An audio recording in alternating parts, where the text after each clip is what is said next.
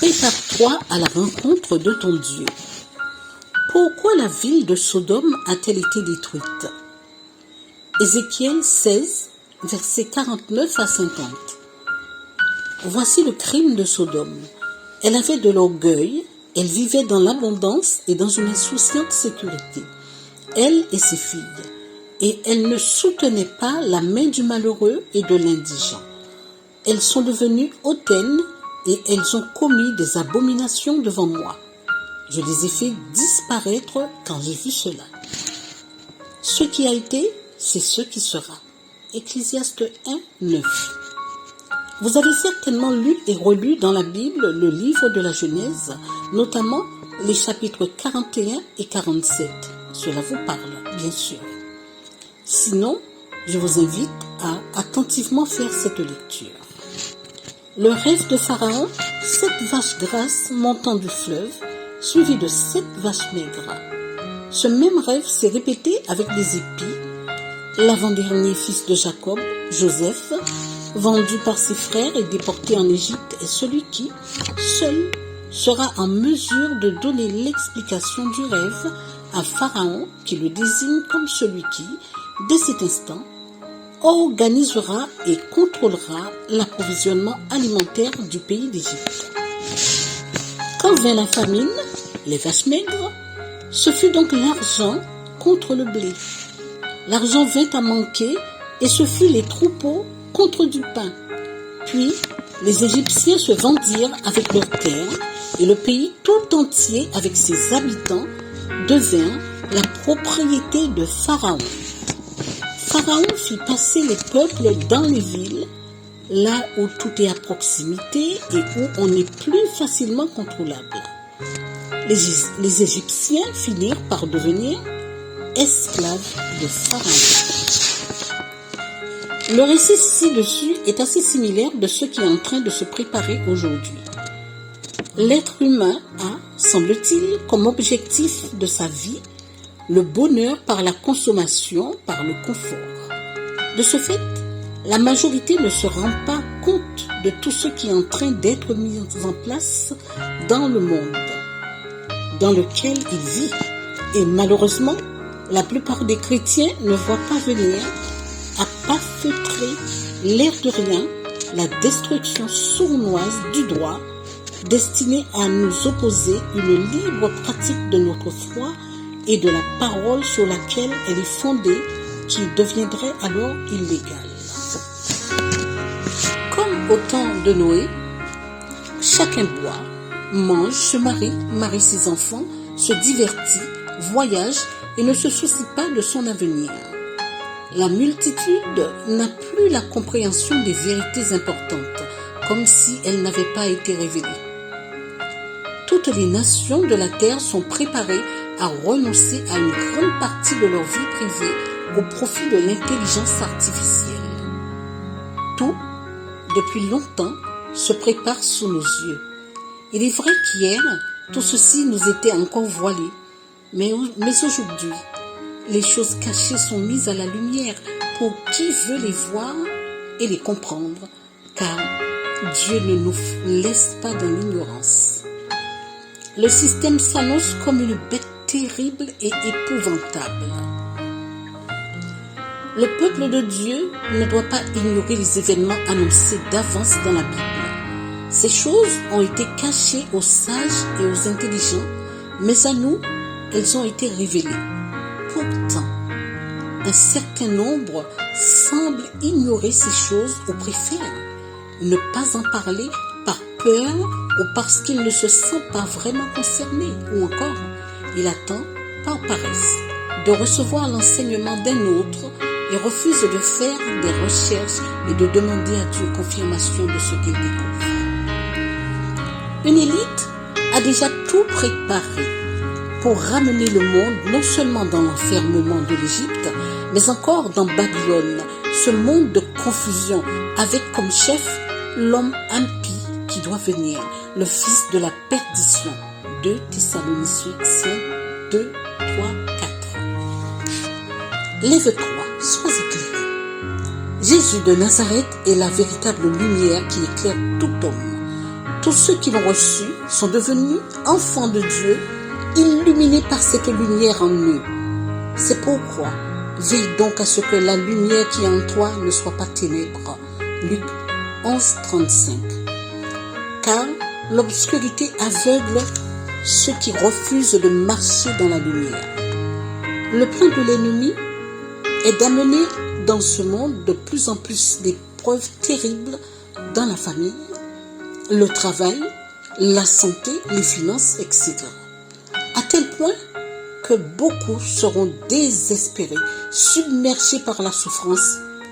Ils tiendront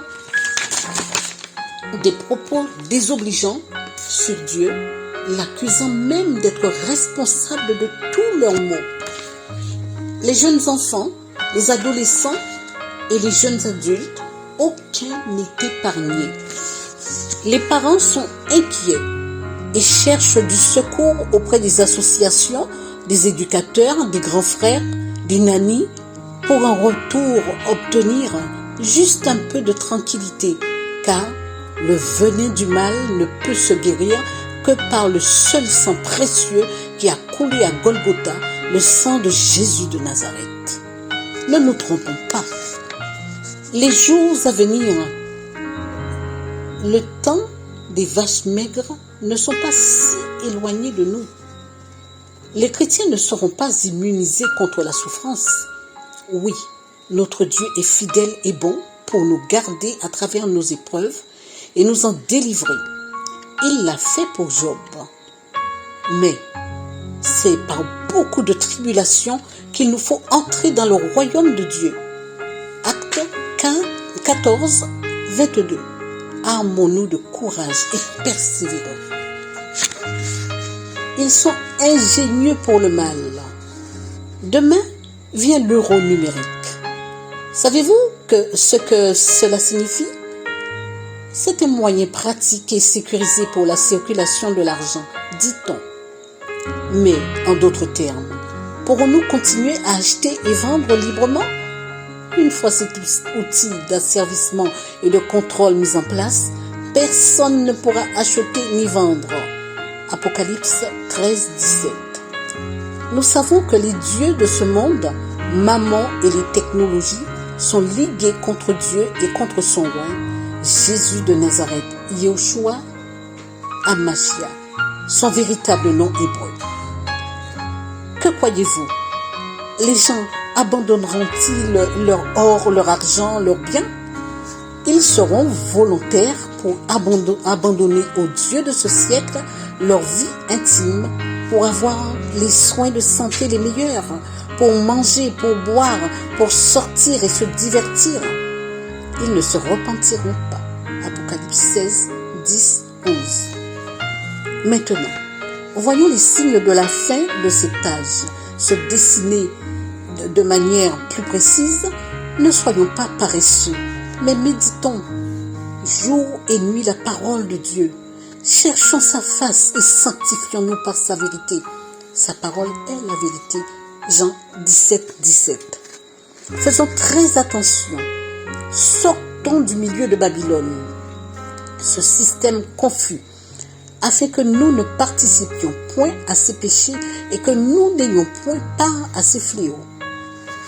Le Seigneur vient chercher une église glorieuse, sans tache ni ride, irrépréhensible. Éphésiens 5, 27. Tels que les Égyptiens ont été dépossédés de leurs biens jusqu'à devenir esclaves de Pharaon, et puisque ce qui a été, c'est ce qui sera, l'être humain d'aujourd'hui ne possédera rien, mais il sera heureux, comme l'a dit l'un des dirigeants de ce monde. Qu'en pense le peuple de Dieu? Elle dit au peuple: je suis resté seul des prophètes de l'Éternel. Élie dit au peuple: je suis resté seul des prophètes de l'Éternel. 1 Roi 18, 22. Réponse de l'Éternel: mais je me suis réservé 7000 hommes de reste en Israël, tous ceux qui n'ont point fléchi leurs genoux devant Baal et dont la bouche ne l'a point baisé. 1 Roi 19, 18.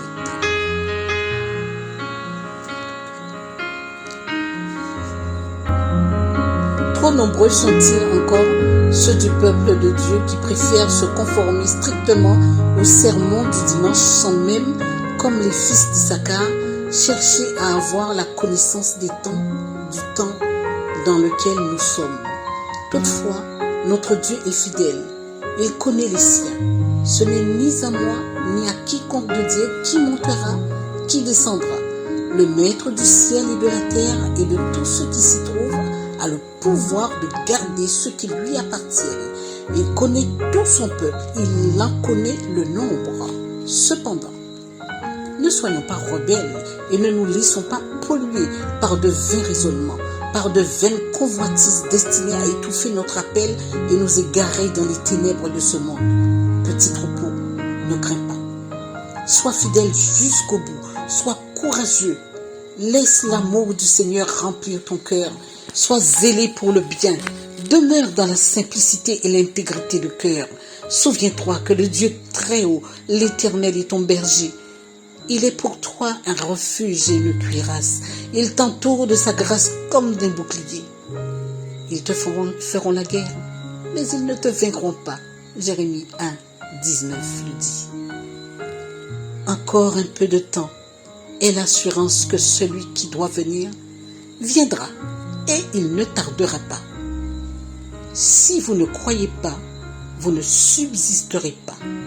Le Seigneur Yahushua Hamashia Jésus-Christ est le chemin, la vérité et la vie. Sauvé pour servir.